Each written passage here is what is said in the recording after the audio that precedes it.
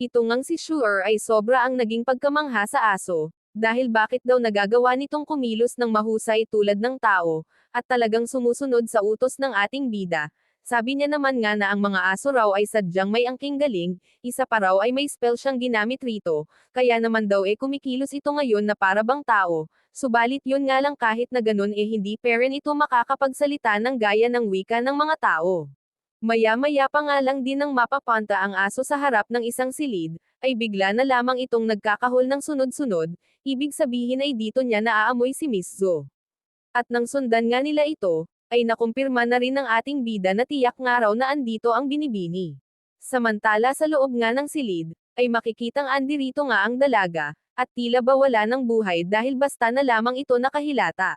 Kung saan nga ay nandirito rin sina White Hair Boy at ang manyok na si Green Hair Boy, kung saan ay chin-i-check nga ni White Hair Boy si Miss Zo at napag-alaman nga nito na hindi na nga raw humihinga pa ang dalaga. Kaya naman nga ay napamura na lang bigla itong manyok na ito, sabay sabi pa nakasuklam-suklam daw talaga itong lugar na ito, sapagkat ang binibining si Miss Zo nga raw ay malaki ang ginawang pagtanggi, na matulog na kasama siya kagabi. Nalabis naman ngang ikinagalit ni White Hair Boy, kaya naman ay hinatak nito ang damit ni Green Hair Boy, at sinabihan na gaya nga raw ng babala niya kahapon ay wag na wag itong gagawa ng anumang gulo, nagrereklamo pa naman ngang sambit ng manyok na ito, na isa nga lang raw insidente ang lahat ng ito, sapagkat kusa raw talaga na nagtangkang patayin ni Miss Zo ang kanyang sarili. Mariin naman ngang pahayag ni White Hair Boy, na nandirito nga raw sila ngayon sa Central City ng Great Wu Empire, kung saan kapag merong babaeng nawawala agad na ipinapaalam sa autoridad, tapos nagkataon pa raw na patay na ngayon ang dalaga, kaya paniguradong isa itong malaking kapahamakan para sa kanila. Sambit naman nga nitong si Manyok, na akala niya raw may magagawang paraan itong si White Hair Boy dito sa nangyaring ito sa binibini, at dahil nga raw sa wala pala, siya na lamang daw ang bahala na umayos sa problemang ito. Sabay binuhat na nga rin agad nito ang walang buhay na si Miss Zo, at patuloy na naglakad. Hanggang sa may bigla na nga lamang na sumabog, sa may bandang unahan. Kung saan ay kagagawan nga ito ng ating bida, dahil nga sa sinundan nila ang aso kung saan ito kahol ng kahol.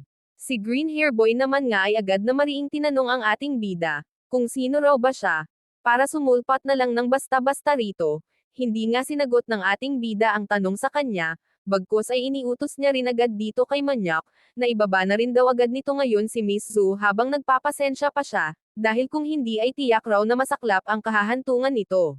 Bigla rin naman ngang sumulpat si White Hair Boy sa likuran ni Green Hair Boy, at agad na tinanong kung kaibigan nga raw ba ng ating bida ang binibini, sabi rin nito na isa lang rin daw misunderstanding ang lahat.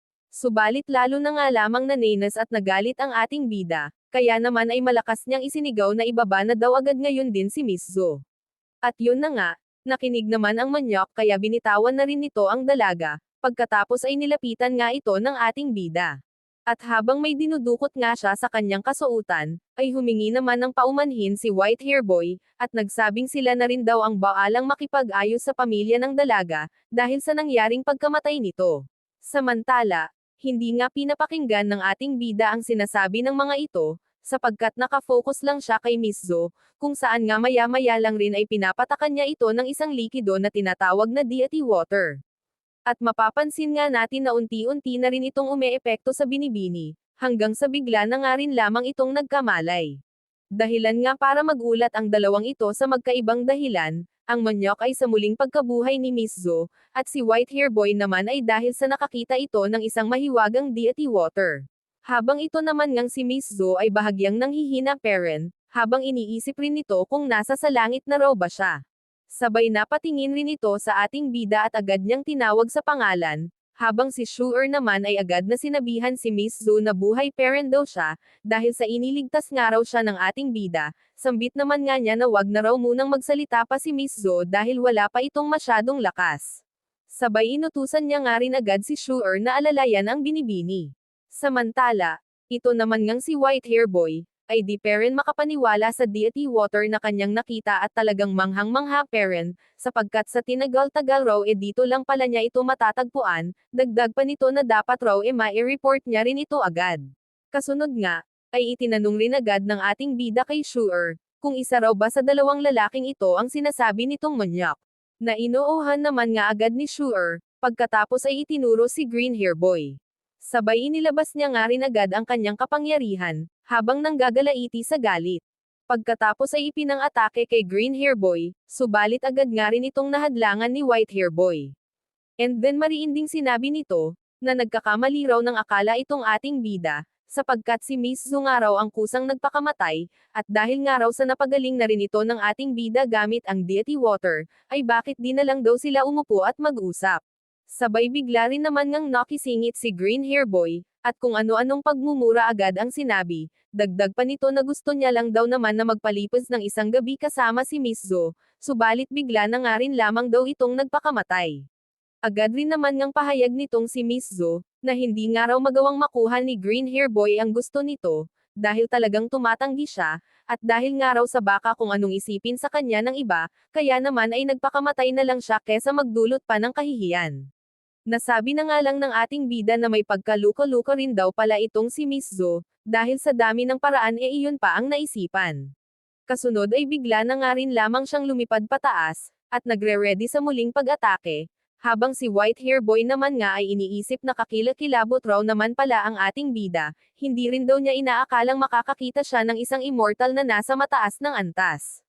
At maya-maya pa nga lang din, ay bigla na lamang na nagbago ang anyo ni Green Hair Boy, kung saan ay nagmistula na nga itong parang isang halimaw, kalahating tao at kalahating werewolf. At nang makita nga ito ng ating bida, ay may panggagalaiti niyang sinabi na isa raw pala itong nakakasuklam na manyak na halimaw. Sabay bigla na nga rin nilang inatake ang isa't isa, kung saan nga ay patuloy sila sa pagpapalitan ng malalakas na puwersa, hanggang sa matamaan na nga rin ng ating bida sa may dibdib ang pervert beast na ito. Kaya naman nga ay nakisali na rin si White Hair Boy, kung saan ay muli nitong inilabas ang kanyang demonic shield, upang maprotektahan silang dalawa ni Green Hair Boy. Ngunit mas lalo pang ang pinalakas ng ating bida ang kanyang kapangyarihan, sabay kanyang inatake ang dalawa. Kaya naman nga ay unti-unti na ring nanghihina ang mga ito, at ito ngang si White Hair Boy, ay panay pa rin ang pagsabi ng what a powerful man daw talaga ng ating bida, habang iniisip pa rin nga nito na dapat niya rin daw talagang mai-report ang tungkol sa deity water. At eto naman ngang ating bida, ay naghandang muli sa paglusob. Kung saan ay tuluyan niya nang ang pinaslang ang dalawa. Si White Hair Boy ay natamaan sa leeg habang si Pervert Beast naman ay nahati ang katawan. Hanggang sa huling hininga nga ni White Hair Boy ay patuloy pa rin ito sa pag-iisip, kung saan sabi nito sa sarili, ay di niya raw akalaing mamamatay siya rito, ngunit gayon pa man nga raw sana ay malaman pa rin ng kanilang mga kasamahan ang tungkol sa mahiwagang deity water.